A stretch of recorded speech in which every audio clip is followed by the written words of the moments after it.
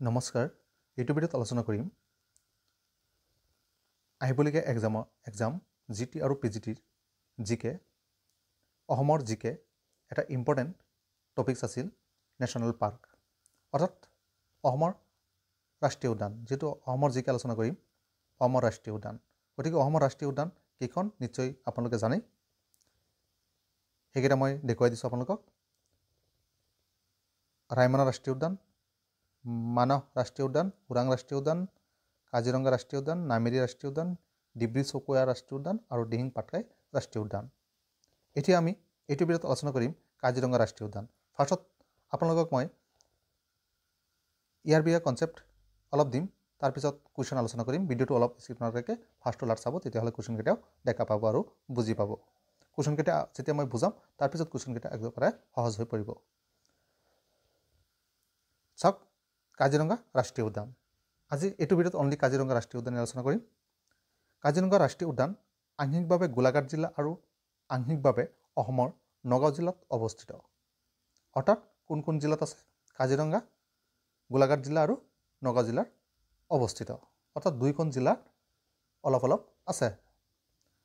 তাৰপিছত ইয়াৰ চাৰিসীমাৰ বিষয়ে যদি আমি জানিবলৈ চাওঁ, উত্তৰে ব্ৰহ্মপুত্ৰ নদী আৰু দক্ষিণে কাৰ্বি আলং পাহাৰৰ দাঁতিত 430 বৰ্গ কিলোমিটাৰ এলেকা বিস্তৃত। অৰ্থাৎ ইয়াৰ উত্তৰে কি আছে? ব্ৰহ্মপুত্ৰ নদী আছে আৰু দক্ষিণে কাৰ্বি আলং পাহাৰ আছে, অৰ্থাৎ চাৰিসীমা। আৰু 430 বৰ্গ কিলোমিটাৰ এলেকালৈ ই আৱৰি আছে। ইয়াৰ মাজেৰে 37 নং ৰাষ্ট্ৰীয় ঘাইপথ গৈছে, অৰ্থাৎ কাজিৰঙাৰ মাজেৰে কিমান নং ৰাষ্ট্ৰীয় ঘাইপথ গৈছে? মনত ৰাখিব লাগিব, 37 নং ৰাষ্ট্ৰীয় ঘাইপথ গৈছে। তাৰপিছতো আমি কুৱেশ্যন আলোচনা কৰিম, তাতো এনেকুৱা কুৱেশ্যন পাব। এটা খড়গযুক্ত গড়ৰ বাবে পৃথিৱী বিখ্যাত কাজিৰঙা নেশ্যনেল পাৰ্ক। এটা খড়গযুক্ত গড়ৰ বাবে পৃথিৱীৰ ভিতৰত বিখ্যাত আছে কাজিৰঙা নেশ্যনেল পাৰ্ক। 1905 চনত কাজিৰঙাক সংৰক্ষিত বনাঞ্চল হিচাপে স্বীকৃতি দিয়া হৈছিল। আগত বনাঞ্চল আছিল, কিন্তু 1905 চনত কি কৰিছে? কাজিৰঙাক এটা সংৰক্ষিত অৰ্থাৎ সংৰক্ষণ কৰিব পৰা এটা বনাঞ্চল হিচাপে স্বীকৃতি দিছিল। 1950 চনত কাজিৰঙাক বন্যপ্ৰাণী অভয়াৰণ্য বুলি ঘোষণা কৰা হয়। ফাৰ্ষ্টত কি কৰিছিল? 1905 চনত অৰ্থাৎ বনাঞ্চল হিচাপে স্বীকৃতি দিছিল, আৰু 1950 চনত ইয়াক বন্যপ্ৰাণী অভয়াৰণ্য বুলি ঘোষণা কৰা হয়।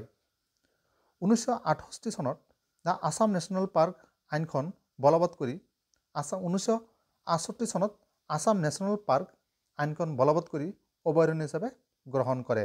অৰ্থাৎ এইটো অভয়াৰণ্য বুলি ফাৰ্ষ্টত ঘোষণা কৰিছিল, তাৰপিছত বলবৎ এটা আইন বনাই 1968 চনত এটা আইন বনাই ইয়াক অভয়াৰণ্য হিচাপে গ্ৰহণ কৰে। 1974 চনত 11 ফেব্ৰুৱাৰী তাৰিখেই কাজিৰঙা ৰাষ্ট্ৰীয় উদ্যানৰ কাজিৰঙা নেশ্যনেল পাৰ্ক মৰ্যাদা লাভ কৰে। তাৰপিছত 1974 চনৰ 11 ফেব্ৰুৱাৰী তাৰিখে আপোনালোকে মনত ৰাখিব লাগিব কিন্তু যেন 1974 চনৰ 11 ফেব্ৰুৱাৰী তাৰিখে কাজিৰঙা ৰাষ্ট্ৰীয় উদ্যানৰ কাজিৰঙা নেশ্যনেল পাৰ্কৰ মৰ্যাদা লাভ কৰে। অৰ্থাৎ তেতিয়া নেশ্যনেল পাৰ্ক হিচাপে মৰ্যাদা পালে। আৰু 1985 চনৰ ডিচেম্বৰ মাহত ইউনেস্কোৱে কাজিৰঙাক বিশ্ব ঐতিহ্য অঞ্চল হিচাপে স্বীকৃতি প্ৰদান কৰে। ইউনেস্কো ক'বলৈ গ'লে কেইবাখন দেশ একলগত লগ হৈ অৰ্থাৎ ডিচিশ্যন লয়। তেতিয়া এই 1985 চনত ডিচেম্বৰ মাহত ইউনেস্কোৱে কাজিৰঙাক কি কৈছিল? বিশ্ব ঐতিহ্য অঞ্চল হিচাপে স্বীকৃতি প্ৰদান কৰে, যাৰ কাৰণে গোটেই বিশ্বৰ মানুহে ইয়াৰ বিষয়ে গম পায়। 2006 চনত ইয়াক ব্যাঘ্ৰ সংৰক্ষণ এলেকাৰ অন্তৰ্ভুক্ত কৰা হয়। অৰ্থাৎ 2006 চনত ইয়াত যেন ভাগ আছে, তাক এটা এলেকা অন্তৰ্ভুক্ত কৰা হয়। কাজিৰঙা হ'ল ৰাষ্ট্ৰীয় উদ্যান স্বীকৃতি পোৱা অসমৰ প্ৰথমখন বনভূমি। অসমৰ যিমানখন বনভূমি আছিল তাৰ ভিতৰত প্ৰথম ৰাষ্ট্ৰীয় উদ্যান হিচাপে স্বীকৃতি পাইছিল কাজিৰঙা।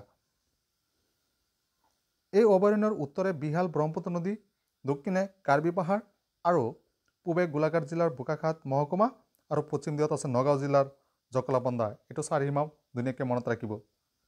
সকলোৱে কিন্তু শিকিব যেন ক'ত ক'ত আছে, অৰ্থাৎ গোলাঘাট আৰু নগাঁও। কিন্তু আৰু দুটা দিশ মনত ৰাখিব, উত্তৰে বিশাল ব্ৰহ্মপুত্ৰ নদী আছে, দক্ষিণে আছে কাৰ্বি পাহাৰ, পূবে আছে গোলাঘাট জিলা আৰু পশ্চিম দিশত আছে নগাঁও জিলা। চাৰিসীমাটো ধুনীয়াকৈ মনত ৰাখিব। জীৱ জন্তুসমূহৰ বিষয়ে যদি আমি ক'বলৈ যাওঁ, ইয়াত মুখ্য আকৰ্ষণ এটা খড়গযুক্ত গড় যদিও ইয়াৰ আন এক আপৰীয় সম্পদ হ'ল দল হৰিণ। ইয়াত আমি দল হৰিণ দেখা পাওঁ। ইয়াৰ উপৰি বিভিন্ন প্ৰজাতিৰ স্তন্যপায়ী জন্তু, বনৰীয়া চৰাই, নানাবিধ সৰীসৃপ মাছ, কাছ আদিৰো বাসস্থান। এশিঙীয়া গড়, দল হৰিণ, বনৰীয়া মহ, বাঘ আৰু হাতী এই 5বিধ প্ৰাণীৰ উদ্যানখন বিশেষভাৱে গৌৰৱান্বিত। অৰ্থাৎ এইখিনি আমি কনচেপ্ট আলোচনা কৰিছোঁ। এতিয়া আমি কুৱেশ্যনকেইটা আলোচনা কৰোঁ। গতিকে অলপ স্কিপ নকৰাকৈ ফাৰ্ষ্ট লাষ্ট চাব। আৰু যদি আপুনি নতুন আহিছে তেতিয়াহ'লে মোৰ চেনেলটো ছাবস্ক্ৰাইব কৰি থৈ ল'ব, যাতে পৰৱৰ্তী মোৰ ভিডিঅ'বোৰ পাই থাকে। 1 নম্বৰ কুৱেশ্যনটো হ'ল অসমৰ ৰাষ্ট্ৰীয় উদ্যান কেইখন? অপশ্যন এ 5খন, বি 6খন, চি 7খন, ডি 8খন। আমি কেইখন ক'ম? 7খন। তাৰপিছত কুৱেশ্যন, তলৰ কোনটো অসমৰ ৰাষ্ট্ৰীয় উদ্যান নহয়? অৰ্থাৎ কাজিৰঙা ৰাষ্ট্ৰীয় উদ্যান আমি পাইছোঁ, এইটো অসমৰ হয়। ওৰাং ৰাষ্ট্ৰীয় উদ্যান এইটো অসমৰ হয়। ৰায়মনা ৰাষ্ট্ৰীয় উদ্যান এইটো হয়। নামদাফা ৰাষ্ট্ৰীয় উদ্যান এইটো নহয়, কাৰণ এইটো ক'ত আছে? অৰুণাচলৰ এখন ৰাষ্ট্ৰীয় উদ্যান হয়। তাৰপিছৰ কুৱেশ্যন, কাজিৰঙা ৰাষ্ট্ৰীয় উদ্যানখন অসমৰ ক'ত অৱস্থিত?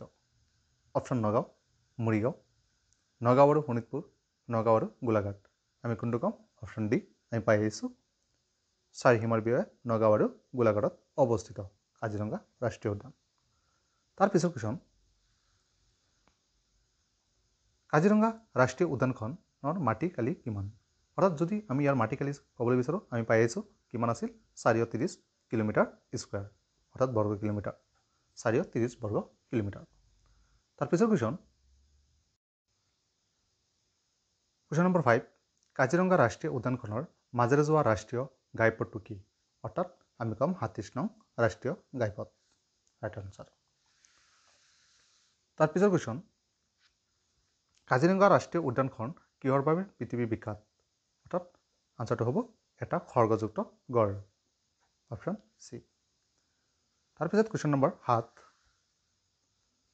কিমান চনত কাজিৰঙাক বন্যপ্ৰাণী অভয়াৰণ্য হিচাপে ঘোষণা কৰা হয়? অৰ্থাৎ ঘোষণা কৰে 1950 চনত ঘোষণা কৰে। আৰু এইটো বন্যপ্ৰাণী অভয়াৰণ্য হিচাপে গ্ৰহণ কৰে 1968 চনত। মনত ৰাখিব কিন্তু ধুনীয়াকৈ। অৰ্থাৎ বন্যপ্ৰাণী অভয়াৰণ্য হিচাপে ঘোষণা কৰে 1950 চনত, আৰু 1968 চনত এইটো বন্যপ্ৰাণী অভয়াৰণ্য হিচাপে গ্ৰহণ কৰে। তাৰপিছৰ কুৱেশ্যন, কিমান চনত কাজিৰঙা ৰাষ্ট্ৰীয় উদ্যান হিচাপে স্বীকৃতি লাভ কৰে? অৰ্থাৎ কাজিৰঙাটো ৰাষ্ট্ৰীয় উদ্যান হিচাপে কিমান চনত স্বীকৃতি লাভ কৰে? আমি ক'ম 1974 চনৰ 11 ফেব্ৰুৱাৰী তাৰিখে। ডেটটো মনত ৰাখিব, 11 ফেব্ৰুৱাৰী তাৰিখে। তাৰপিছৰ কুৱেশ্যন নম্বৰ 9, কিমান চনত কাজিৰঙা নেশ্যনেল পাৰ্কক ব্যাঘ্ৰ সংৰক্ষণ অৰ্থাৎ টাইগাৰ ৰিজাৰ্ভ হিচাপে ঘোষণা কৰা হয়? এইটো হ'ব 2006 চনত। Right answer. কুৱেশ্যন নম্বৰ 10, ৰাষ্ট্ৰীয় উদ্যান হিচাপে স্বীকৃতি পোৱা অসমৰ প্ৰথমখন বনভূমিটোৰ নাম কি?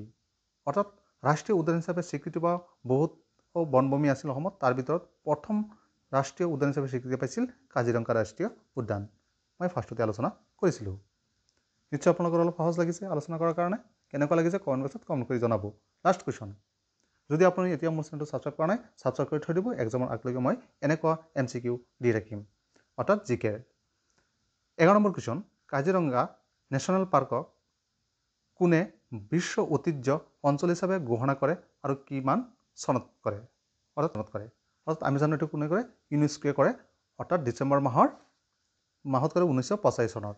1985 চনৰ ডিচেম্বৰ মাহত ইউনেস্কোৱে এইটোক বিশ্ব ঐতিহ্য অঞ্চল হিচাপে ঘোষণা কৰে। কাক কৰে? কাজিৰঙা ৰাষ্ট্ৰীয় উদ্যানক।